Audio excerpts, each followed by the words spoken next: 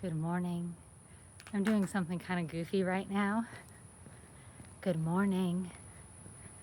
I'm taking you with me for a walk, and I'm doing something kind of goofy because I'm using a selfie stick. If my neighbors see me right now, they are gonna think I'm such a weirdo. But I figure that this way I won't get kidnapped, right? So I hope that you are having a great day, and I want to tell you why it is that I'm taking you with me on this walk.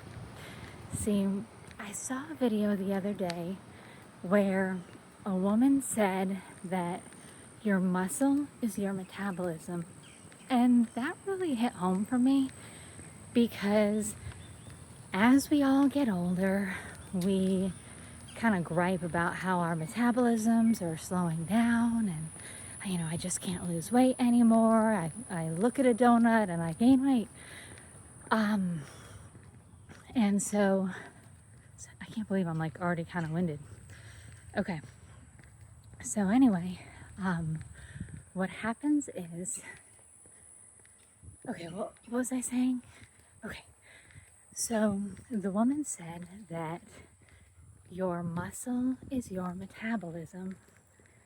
And as we get older, we all gripe about how our metabolisms are slowing down and, what the heck? I feel like I, look at a fancy dessert and immediately gain weight. I don't even have to eat it. And we tell ourselves, oh, it's just part of the aging process. But I started thinking about it, and the other thing that happens as we get older is that we lose muscle, right? We always talk about losing muscle mass. And in fact, as I have been in my depression this past year, I kind of had a defeatist attitude of, I don't care about my muscle mass. I don't care if I waste away, sitting inside, laying in bed, feeling sorry for myself about everything that's happened. So I haven't been prioritizing muscle mass at all. And look at my metabolism. It's total crap, right? So I started thinking about this concept. Oh, there's a motorcycle coming up, so it may get loud for a second. So I started thinking about this concept. Your muscle is your metabolism. And I have felt so frustrated in the losing weight aspect of this getting healthy journey. But I thought, you know what I can control? I can control how much muscle I have. That is something that is within me to be able to control. So starting today, I'm taking a walk, and you're joining me. Let me just cross over here. I'm near, there's a main road that's by our neighborhood. And on the opposite side of the main road, there's like a little horse farm. So that's what I'm down nearby. But the traffic noise will slow down once I get back into the neighborhood here in a sec. Whew, now I'm walking directly into the sunlight. So anyway, that is what I am doing. I'm taking a walk, and you're joining me. And let me tell you a little bit about what I have on right now. This is something that my husband got me at Costco. He saw these, apparently he was getting groceries or something. Who knows? Who knows what men do at Costco? You can tell how out of shape I am. I'm already winded. So, okay. So my husband, here, let me get you back up there. So my husband was at Costco, and he found these, I guess you could call them like tennis dresses, like one-piece tennis dresses made by Gap, and super soft, super stretchy. But they were on clearance for like $6 or $7, and they only had size XXL. But but he knows how much I love the touch of this kind of fabric, so he went ahead and got it for me anyway. And honestly, like, I really like it. The top is a bit roomy for me. Here, let me show you while we're in the shade. Okay, so the top it's kind of like roomy for me. Like there's room at the armpits. And there's a built-in bra, which, again, because it's 2 sizes too big, it's not really doing much for me. But let me lift up to show you. See how there's like shorts built in to it, and like I said, that built-in bra, and it is so comfortable. The bra pads, well, that's another story. The bra pads are like drifting here, like what happens with a bathing suit. So anyway, so that's what I'm wearing at the moment, and even though it's too big, I mean, who cares? It's not too big to wear around the neighborhood. And honestly, you know what I should do? I should probably, oh lordy, I'm walking right into the sun again.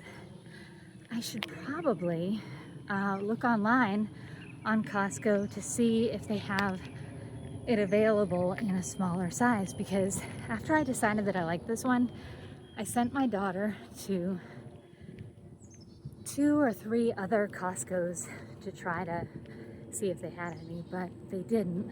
So maybe what I'll do is I will, good morning. Okay, that was embarrassing. Maybe I'll try to look online and see if they have them.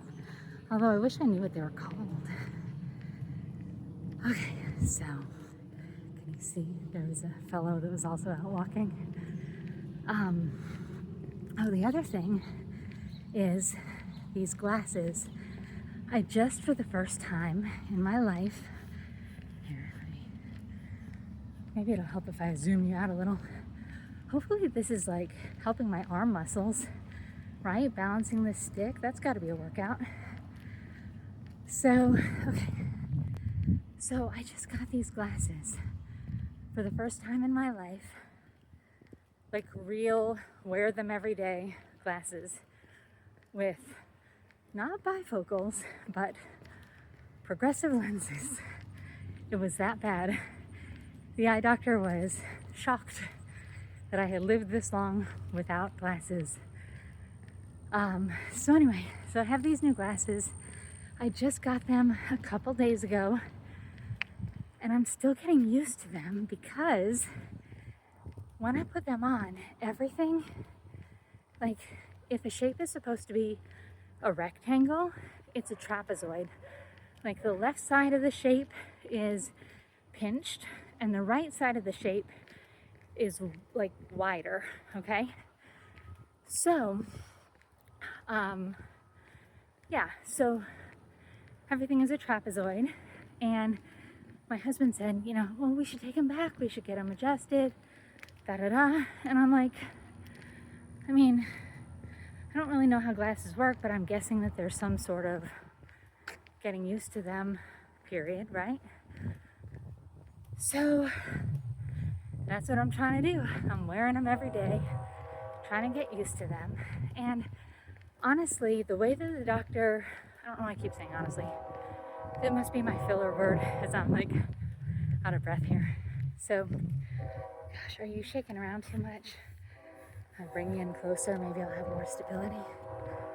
Okay, so the eye doctor said that there would be the bottom zone, so there's 3 zones. The bottom zone is for reading. The middle zone is for, like middle horizontal, is for computer use. And then the top zone is for distance. And honestly, oh, why do I keep saying that? What I have discovered is that the top zone is actually, like, it works, the middle zone works just as well as the top zone. In fact, maybe better. Like, I find that for things like watching TV or even just walking around the house, I'm like pushing them higher up on my face so that I have that middle zone as my regular zone. And I'm not sure what I should do. Like if I should go back to the eye doctor and ask, like, hey, can you turn these into bifocals or something? Like, because I wouldn't mind having more reading glasses space on the bottom. And, you know, the tippy top right now is like somewhat useless. Like I feel like I don't even really need it. In fact, I'm almost avoiding it. So, yeah, so that's what's going on with the glasses situation. And then, what else can I tell you about? Oh, probably what I can tell you about is, oops, I always nearly lose it on that curb. Okay, so I guess another thing that I could tell you about is how the weight loss journey has been going so far. So I think I told you, I think it was probably like mid-July or toward the end of July, that I wanted to start a weight loss journey, but mostly just a get healthy journey. And so, okay, so in June, my husband did keto. I did keto as well. Okay, so we both did keto. He lost 20 pounds. I lost nothing. Nothing, not a single pound. In fact, I think I may have even gained one. So, pretty discouraging, right? And this was similar to an experience that I'd had back in, I think it was like, well, I know exactly when it was. January of 2020, when a friend had said, hey, I'm doing a no sugar challenge for January. Do you want to join? Anybody who knows me knows my two favorite food groups are sugar and butter. But I wanted to get healthy, so I said, you know, okay, I'll join. And I joined her. So for the whole month of January of 2020, I had no sugar. And I'm even including like fruits, like no strawberries, no blueberries, no sugar. And at the end of the month, I had not lost a pound again. So clearly, even though that kind of dieting does work for some people, it's not a good fit for me. So that's when I decided that I would try to do Zepbound. And I wanted to make a doctor's appointment for it. I had a doctor's appointment. They said, oh, well, you know, we'll talk about it at your next appointment, or like we need to have your lab work done, or like there was some sort of excuse. I don't think they said next appointment, actually. I think they said, oh, we need to have your lab work done first. That's what it was. So I talked to my doctor about it, and she said, well, we need to have your lab work done first to know where, you know, make sure everything's good to go. And I was like, okay. So lab work comes in, and the markers that were needed for Zepbound, like those are all fine. Did I tell you that we live by the train tracks, kind of? There's only one local train, like slow train, that comes through. The rest is a light rail, so it almost sounds like an ocean wave. When the light rail passes, you can't even really hear it. But when the real train comes through, oh, then you can hear it. Oh my gosh. This is so embarrassing. I'm like, why? Why must you blow your horn so loudly? So, okay, let me cross the road again. All right, so what ended up happening was those lab markers, the ones that matter for Zepbound, they were all fine. Oh, gonna be loud noises this way. Let me turn around and go the other way. Okay, so those ones were all fine. The other ones were kind of problematic, but they don't impact Zepbound. Like, my thyroid antibodies were high. My vitamin D was like bottomed out. Vitamin B bottomed out. Serotonin bottomed out. Iron bottomed out. But none of those affect Zepbound. So I used the patient portal and I messaged them and I was like, hey, my lab work is in. Can you send in the script for Zepbound? And they were like, oh, actually you have to come in and have another appointment so that we can talk about it. And I was like, oh God, like who has time for all this crap? So I was looking online, especially about like companies that offer vitamin B and vitamin D in the form of injections. Let me go back around that loop that I was in before, the nice quiet loop.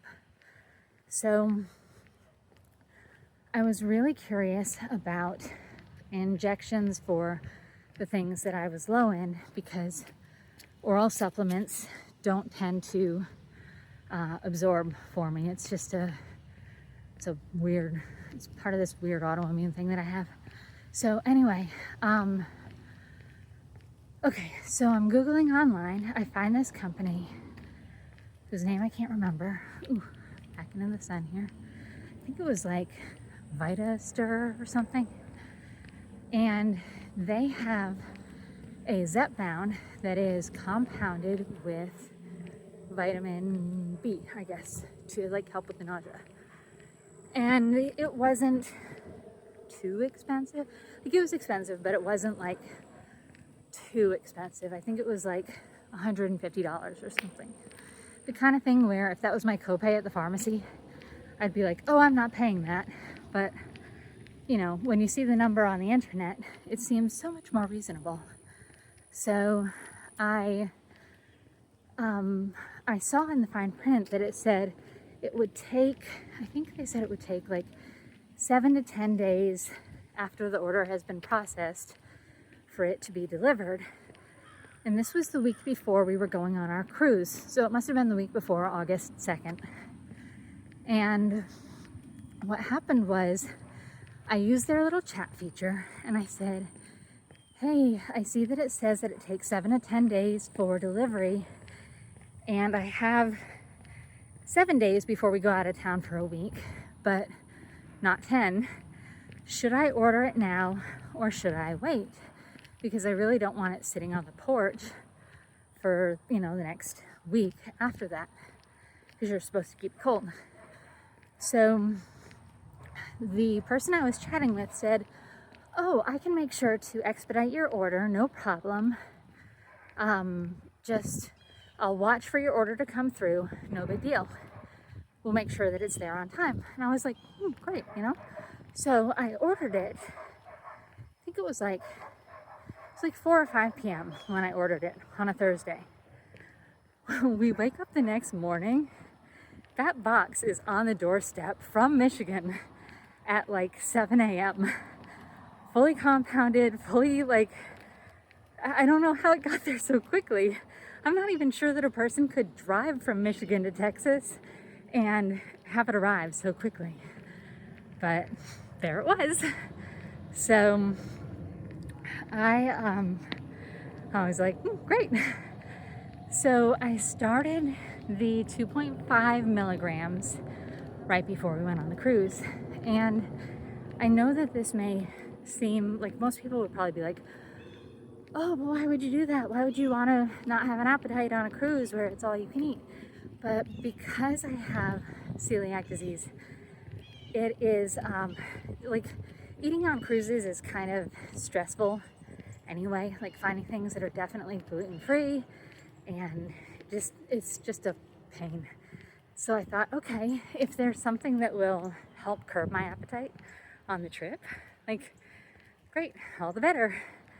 So I took the first shot before the cruise, and like it did kind of curb my appetite. I was a little bit, I guess, a little bit nauseated, not very much, kind of tired, whatever. But I definitely didn't eat very much on the cruise, and I tried to take the stairs everywhere that we went. And I got it set up in my head, like, this is great. I'm gonna be the first person in history who's ever lost weight on a cruise. I'm gonna come home and I'm gonna be 5 pounds lighter. I'm gonna be 5 pounds lighter. It's gonna be awesome. There's no way that I have eaten enough to gain weight. I've been using the stairs and burning calories. Get home, get on the scale. And I think I was up. I think I was up by that point. So, just so disheartening, you know. Not that I could have changed anything that I did on the cruise. It's not like I abstained from any treats or anything like that. I mean, I didn't miss out on anything that I would have wanted to participate in. So it wasn't a loss. It was just kind of like, ugh, you know.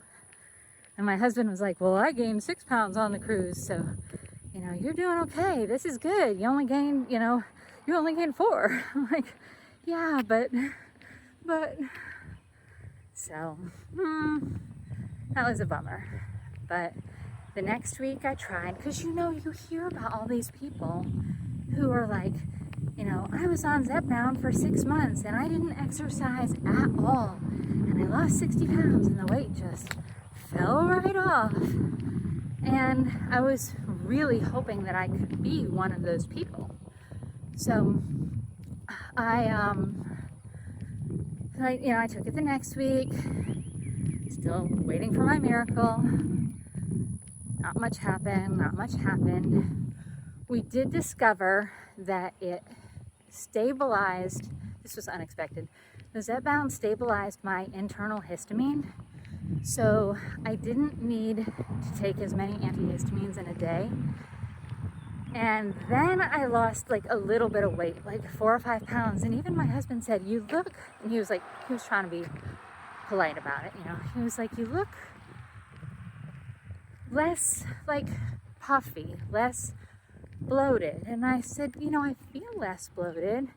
So even though it's only the 5 pounds, like I feel more shapely and less kind of bloated throughout my body. So discovering the thing about the histamine was like a pleasant surprise, very unexpected. So I've been on Zepbound. Oh my gosh, that same walking man is coming past again. This is so embarrassing. I feel like such a dork. Okay, but I've been on Zepbound for however long it's been. It's September 25th right now, so I guess you could say I've been on it since, oh my gosh, it's a different stranger. Okay, September 24th or 5th, let's see. So, you know, August 2nd, let's say, to September 24th. So what is that, like 6 or 7 weeks? Grand total so far, I have lost only 10 pounds. That's it. But I have not exercised at all. Like literally this walk is one of the first times that I have like been out of the house doing anything in quite some time. So without any form of exercise at all, sorry, crossing the street, 10 pounds in 7 weeks. And I only have, so I shouldn't say only because it doesn't feel like only. Okay. So my body likes to be 150 pounds. Any lower than that and I look sickly. So 150, somewhere between 150 and 170 is when all my clothes fit, is when, you know, everything looks good. But with this depression, after Caleb got shot and died, after I found out that my husband was cheating on me, like all of these things added up to such a deep depression that I just didn't want to get out of bed. And I was like, I don't care about anything. I don't care how unhealthy I get. I don't care if my clothes never fit again. I don't care. Like, that was just kind of the way that my depression manifested itself. So, where was I going with this? Oh, okay. So that's how I got myself up to 216, which is more than I was when I was pregnant for my daughter. And that was my eye-opening moment. That's when I was like, okay, this is a problem. There's a reason why my clothes aren't fitting. There's a reason why I feel so, because I had gained 60 pounds during my depression. So to be 10 pounds down right now, to have the scale say 206 is great. It's progress. It's 1/6 of the way there. But I know that there's room for improvement. And I know that the improvement is going to come from exercise, because it's not diet alone. For me, eating, especially now with the Zepbound, eating is not an issue. In fact, getting enough calories is the bigger issue. But the real problem is just exercising. And I shouldn't call it a problem, but to me it feels like a problem. A challenge, if you will, because I don't enjoy it. But I'm hoping that if we do this together, then it will be enjoyable and we can have a good time and monitor progress, and it'll be all good. So let me turn back around here.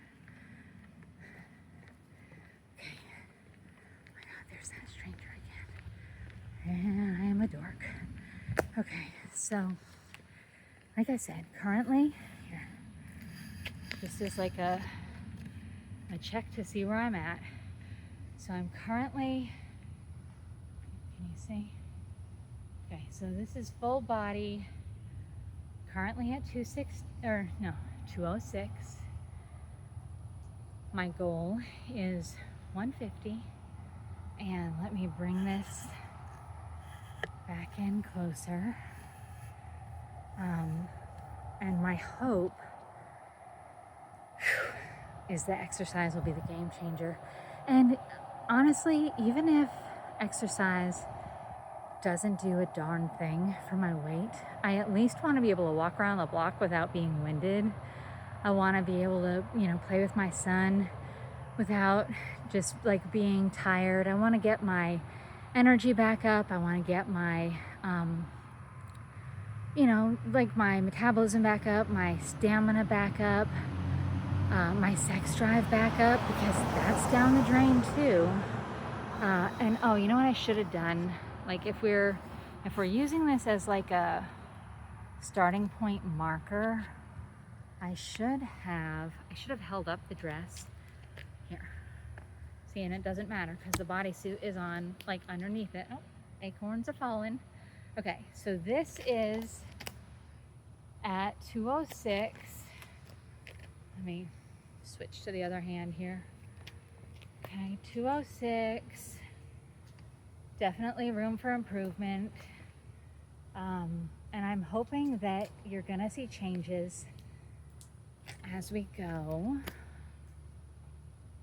Let me pull you back in. And you tell me, was this a good experiment?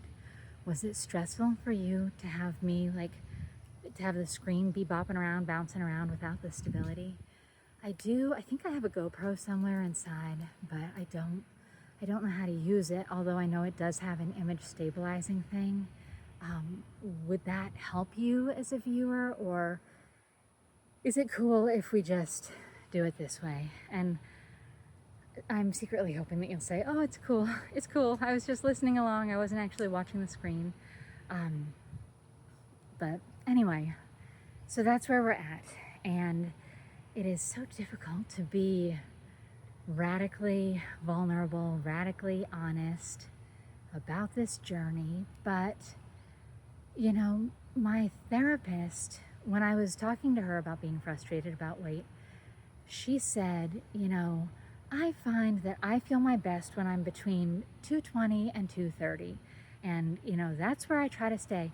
And, you know, growing up in a culture where, you know, we saw Biggest Loser on TV and everyone was always like celebrating about Wonderland, it was the first time that I'd ever heard a woman say that she feels best in the 200s. And that really helped put things into perspective for me, because I thought, okay, you know, she looks fantastic. I am never critical of anybody else's weight. Like, I never look at anyone else and think, oh my gosh, they need to lose 60 pounds. I never notice anyone else's double chin, anyone else's arm flab. Like, I only notice my own in pictures. And it's unhealthy. And that's why I'm glad that I do have a therapist to be able to work through this just incredible self-criticism. So anyway, I'm probably going to chop this video up a little bit. Like, I'll teach myself how to edit and just take out the part like with the train, potentially with the acorns that are like falling on me right now, and any other little like disruption or flub. So just don't be surprised if I do, like, if things are kind of changing, scenery is changing as we go, and maybe even the topics are changing as we go. But yes, so this was the maiden voyage of being radically vulnerable. And if you are in a similar situation, I encourage you to be radically vulnerable too, because maybe if we all do this together, then we won't feel quite so exposed. So until the next one, take care of yourself, take care of each other, and take care of our community. I love you.